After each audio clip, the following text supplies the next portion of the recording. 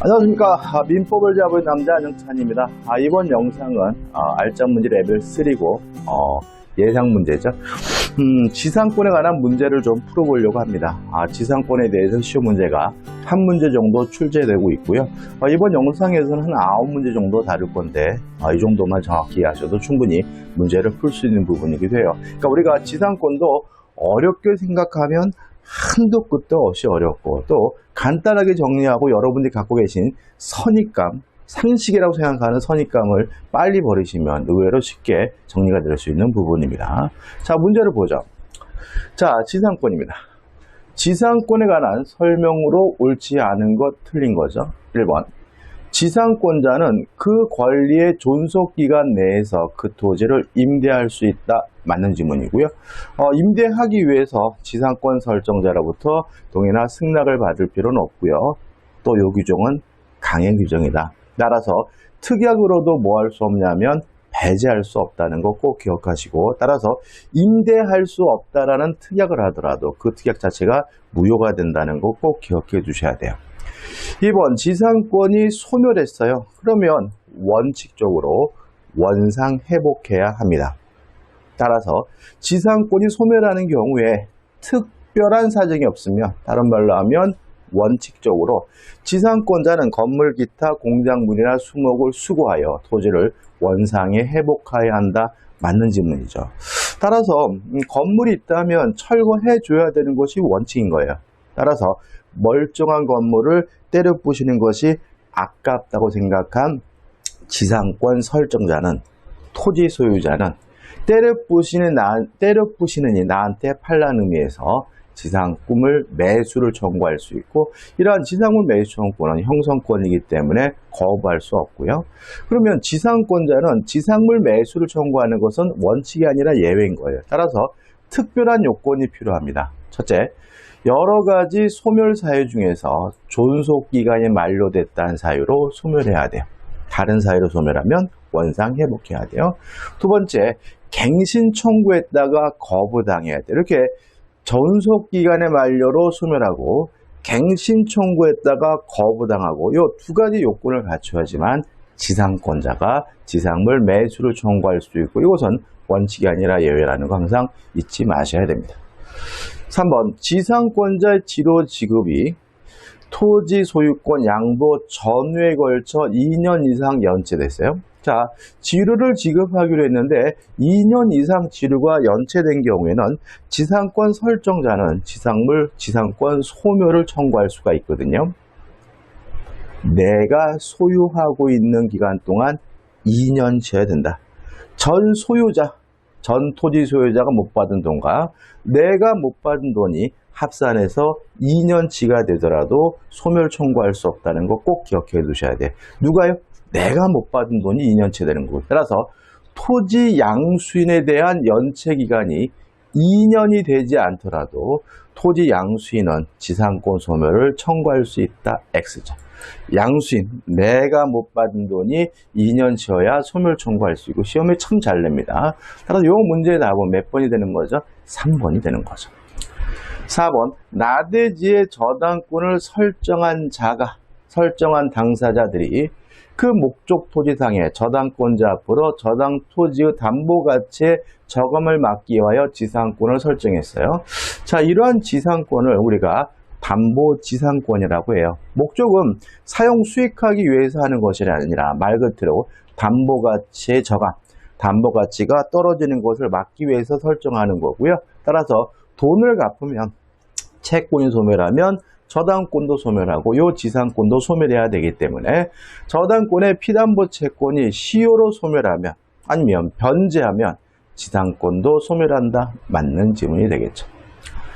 5번. 자, 이건 좀 생각해 봐야 되는데 좀 정리를 해볼게요. 자, 건물이 존재하고요. 건물의 소유자와 토지 소유자가 원래는 같았어요.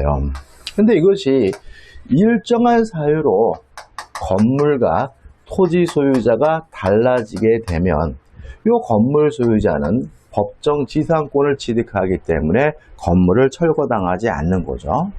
자, 여기서 일정한 사유가 뭐가 있습니까? 첫째, 저당권 실행으로 달라지는 경우, 두 번째, 전세권이 설정된 후에 달라지는 경우, 세 번째, 매매, 기타 사유로 달라지는 경우죠.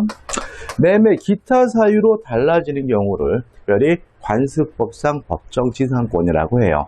여기서 우리가 좀 생각해 볼 것은 이 기타 사유는 나머지 개념이기 때문에 대단히 종류가 많겠죠. 그래서 우리는 제외되는 거, 인정되지 않는 거, 관습상의 법정지상권이 발생하지 않는 경우를 꼭 기억해 두셔야 되는데, 첫째, 환지 처분으로 토지와 건물의 소유자가 달라지는 경우는 관습법상 법정지상권 발생하지 않는다.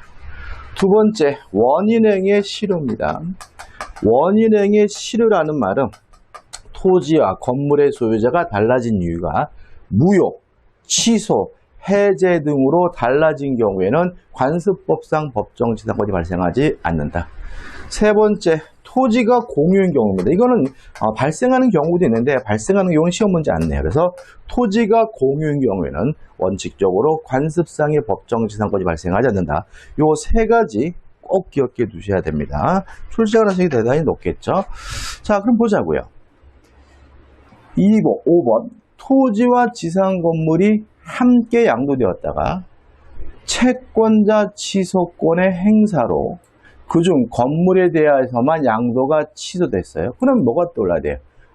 원인행위의 실효구나.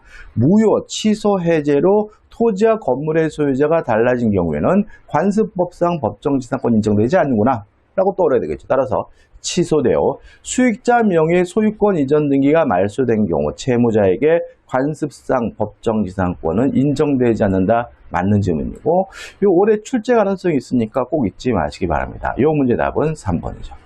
2번 문제입니다. 지상권에 관한 설명으로 틀린 것은, 자, 28일 기출문제네요. 일단 지상권이 뭐냐? 건물이나 기타 공작물 수목을 소유하기 위하여 남의 땅을 쓸 수 있는 거죠.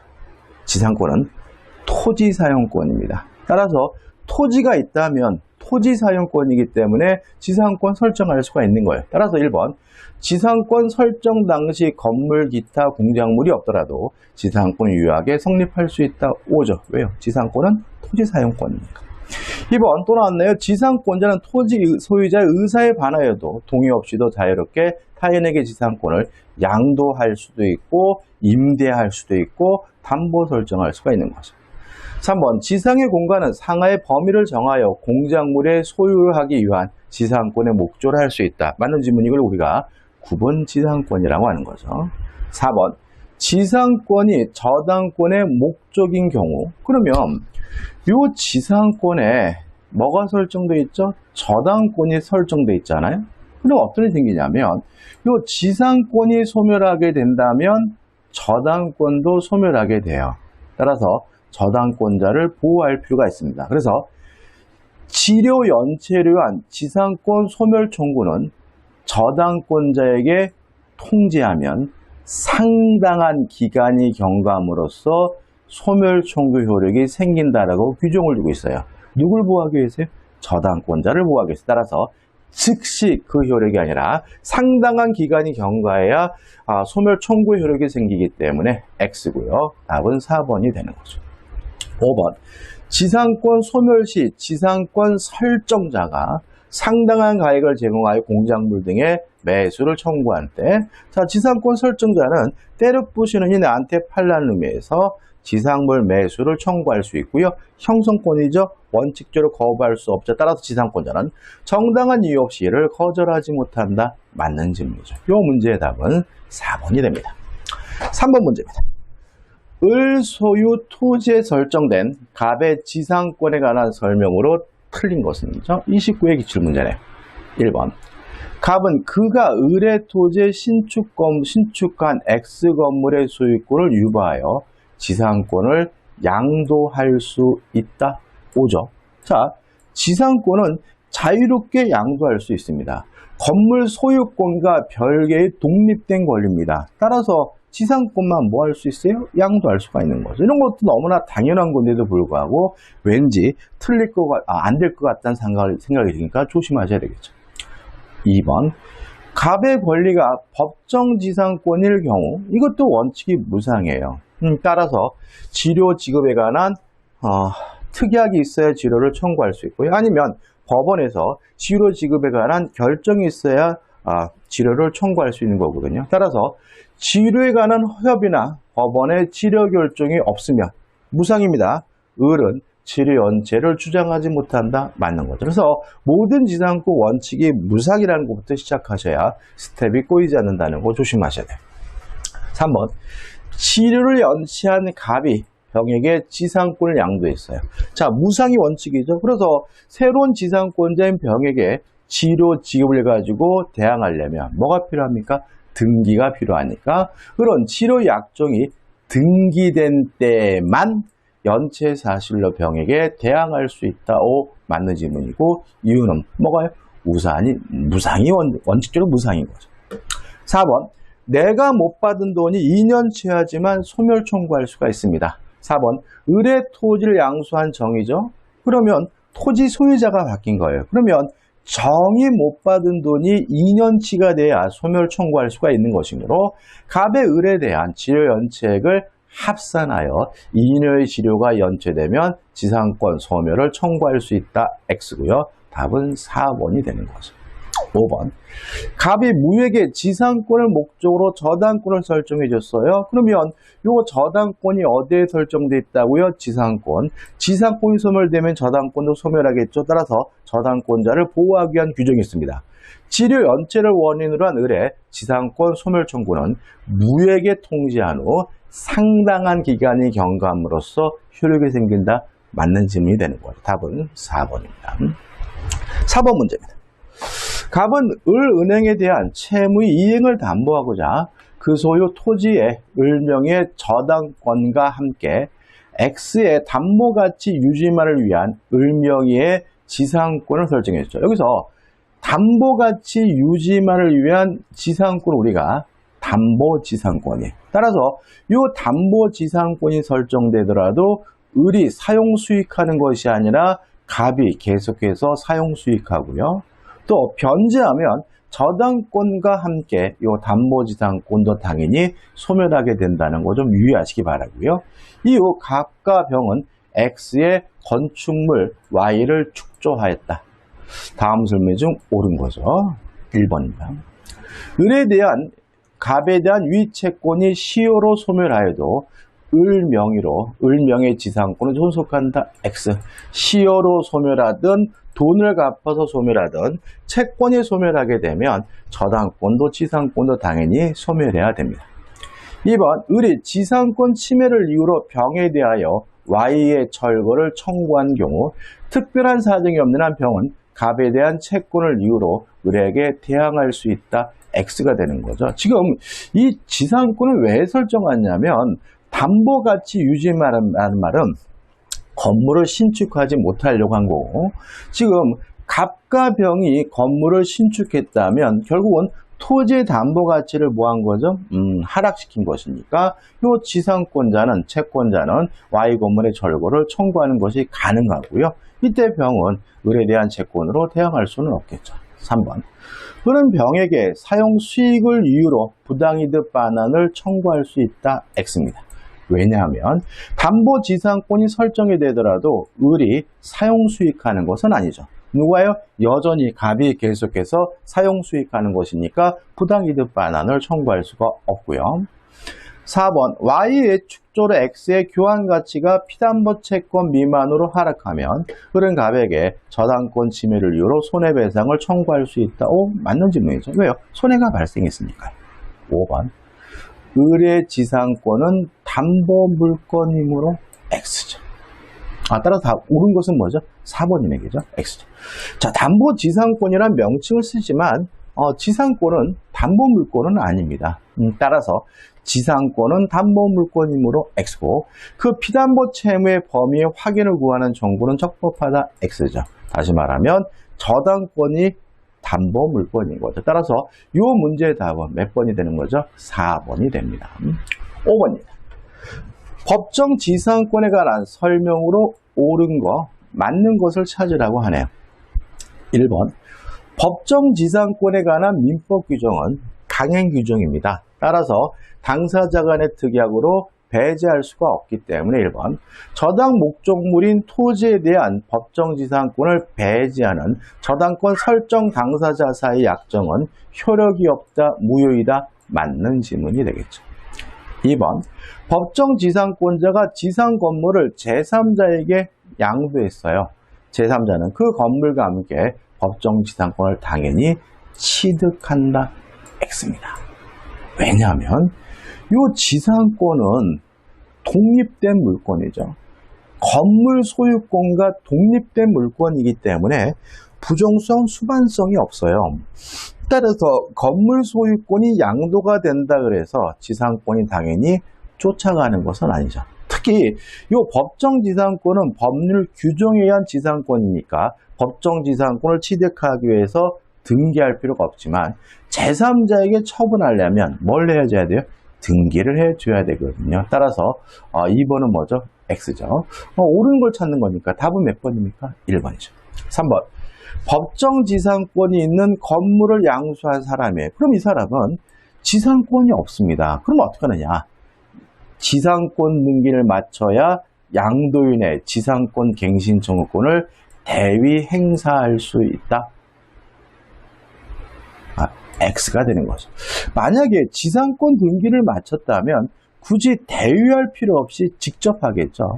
만약에 지상권 등기를 마치지 않았기 때문에 양도인을 뭐 해야 돼요? 대위해야 되는 거니까 3번은 뭐죠? X가 되는 거죠. 4번입니다. 토지와 그 지상 건물이 경매되어 있어요. 자, 이런 문제입니다. 땅이 갑의 것이고 건물이 을의 것이에요. 자, 이런 상태에서 예를 들어서 이 건물의 저당권이 설정이 됐다면 이 저당권의 효력은 전세권의 효력은 토지 사용권인 지상권에도 임차권에도 미쳐요. 따라서 저당권자나 전세권자가 경매를 하게 되면 경락인은 건물의 소유권뿐만 아니라 지상권, 지상권, 임차권 당연히 취득하게 되고요. 기억해 두시고 그 다음에 토지와 그 지상 건물이 경매됐다는 이유로 법정지상권이 발생하기 위해서는 건물이 있고 건물과 토지 소유자가 같아야 되는데 잊지 말 것은 저당권 설정시죠. 다시 말하면 매각대금 완납시를 기준으로 하는 것은 아니기 때문에 매각대금 완납시를 기준으로 토지와 건물의 동일인 소유 여부를 판단한다. X가 되는 거죠. 두 가지 좀 기억해 두십시오. 5번 건물을 위한 법정지상권이 성립한 경우 등기할 필요 없죠. 따라서 그 건물에 대한 저당권이 실행되면 경락인은 건물에 대한 소유권뿐만 아니라 지상권까지 함께 취득합니다. 뭐 하지 않아도요? 등기하지 않아도요. 경락대금을 완납하는 순간. 이유는 건물에 대한 저당권 전세권이 어디에도 미칩니까? 토지 사용권인 지상권, 임차권에도 미치니까. 따라서 등기하여야 법정지상권을 취득한다는 질문은 X가 되는 거죠. 따라서 이 문제는 몇 번이 답이 되는 거죠? 1번. 1번이 옳은 지문이 되는 거죠. 6번입니다. 관습상 법정지상권에 관한 설명으로 옳지 않은 것, 틀린 것을 찾네요. 1번. 토지가 공유. 기억나시나요? 토지가 공유인 경우에는 관습법상 법정지상권 발생하지 않는다. 중간에 뭐 읽어볼 필요도 없는 거예요. 그래도 한번 읽어보죠. 토지 공유자적 1인이 다른 공유자 지분의 과반수 동의로도 공유 토지 위에 건물을 건축한 후 토지와 건물의 소유자가 달라진 경우 관습상의 법정지상권이 성립하지 않는다. O 맞는 질문이다. 그래서 우리는 토지가 공유인 경우에는 관습상의 법정지상권이 성립하지 않는다라고 기억하기로 했단 말이죠. 2번 강제 경매에 있어서 관습상의 법정지상권이 인정되기 위해서는 건물이 있어야 돼요. 건물과 토지 소유자 같아야 돼요. 언제냐면 매매, 기타 사유가 있을 때죠. 따라서 이 강제 경매의 경우에는 매각 허가 결정 등기가 됐을 때 건물이 있고 건물과 토지 소유자가 같으면 돼요. 매각대금 완납시는 아니에요. 따라서 관습상의 법정지상권이 인정되기 위해서는 매각대금 완납시를 기준으로 해서 토지와 그 지상 건물이 동일인 소유에 속하여야 한다. X가 되는 거죠. 일반적으로 우리가 달라질 때 같아야 되는 건 아닌 거죠. 3번. 관습상의 법정지상권자는 토지 소유자로부터 토지를 양수한 자죠. 자, 관습상의 법정지상권도 물권이고 또 등기 없이 취득했잖아요. 따라서 새로운 토지 소유자에게 뭐 할 수 있어요? 대항할 수가 있으니까 등기 없이도 자신의 권리를 주장할 수 있다. 맞는 지문이 되고요. 4번. 대지와 건물의 소유자가 건물만을 양도했어요. 그러면 건물과 토지 소유자가 양도, 매매로 달라졌다면 관습법상 법정지상권이 발생하게 되는데 문제는 양수인과 대지에 관하여 임대차 계약을 체결했다면 우리 판례는 법정지상권을 포기한 것으로 이해합니다. 다시 말하면 건물만 사면서 토지에 대해서 임대차 계약을 체결한다면 관습상 법정지상권을 포기한 것으로 이해하기 때문에 특별한 사정이 없는 그 양수인은 관습상 법정지상권을 포기한 것으로 본다. 5 맞는 질문이죠.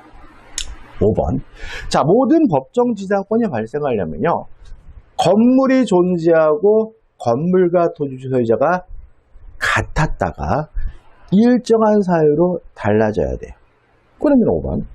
구분 소유적 공유 관계에 있는 자가 자신의 특정 소유가 아닌 부분에 건물을 신축했어요. 그러면 건물을 남의 땅에다 지은 거잖아요.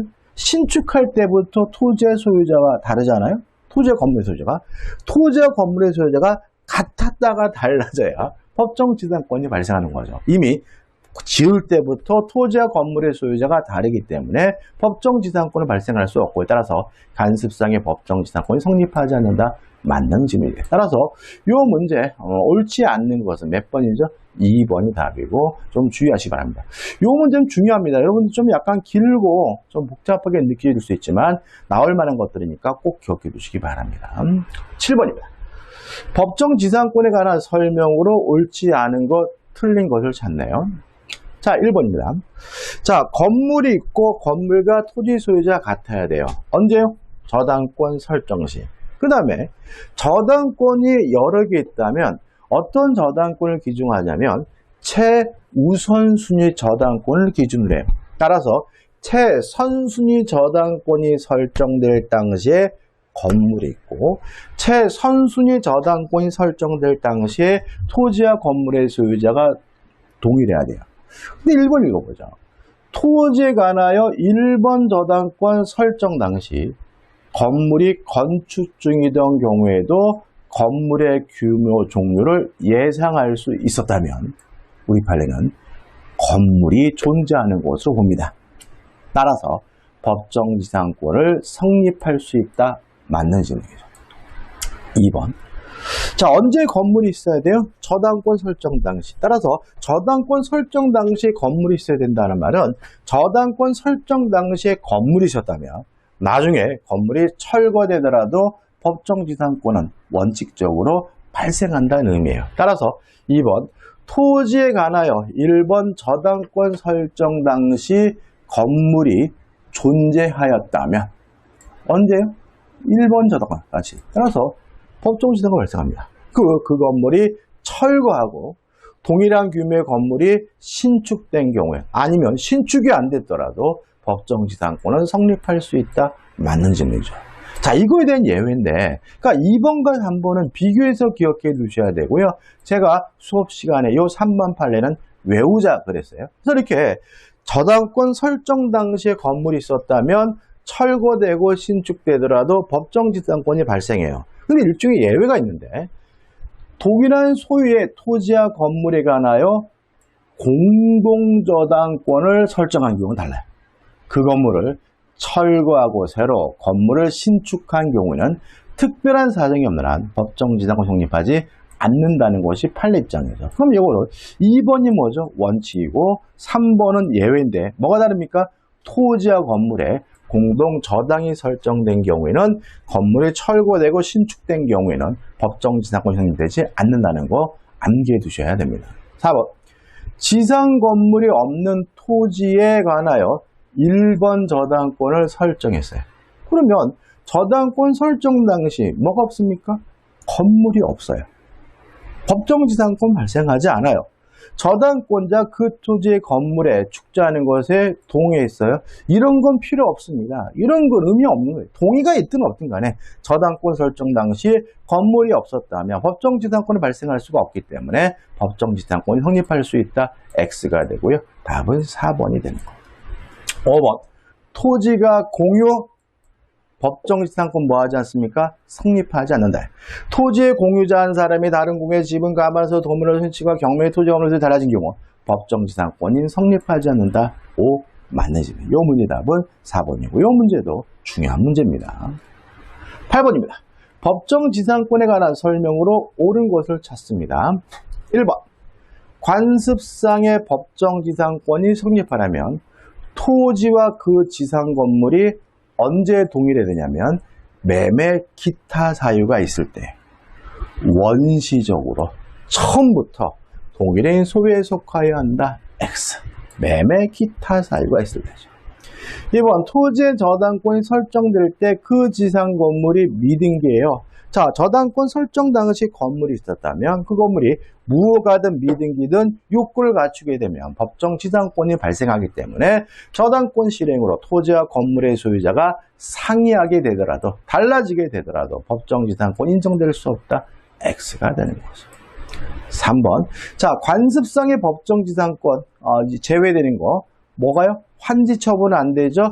3번. 환지 처분이 인하여 토지와 그 지상 건물의 소유자가 달라진 경우에도 관습상의 법정지상권 인정될 수 있다. X가 되는 거죠.